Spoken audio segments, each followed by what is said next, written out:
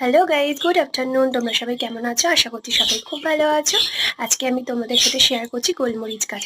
এই গোলমরিচ গাছটা আমি এই টবটার মধ্যে রিপোর্ট করব।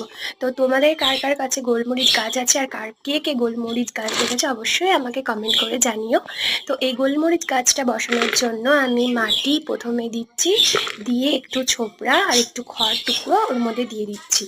তো এরপর আমি দেব সবজির খোসা শুকনো। সবজির খোসা আমার শুকনো করেই রাখা থাকে, তো দিয়ে দেবো। দেখো শুকনো করে রাখা আছে, এটা কিন্তু খুব ভালো সারের কাজ করে। দিয়ে তারপর আবার আমি মাটি দেব। মাটি যেমন আমার রেডি করা থাকে, রেডি করাই আছে।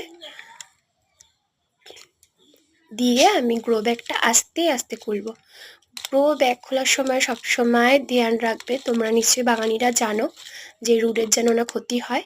তো আস্তে আস্তে খুলে এই যে আমি বসিয়ে দিলাম, তো তোমাদের কাছে শেয়ার করছি। দেখো বসানো হয়ে গেছে আমার।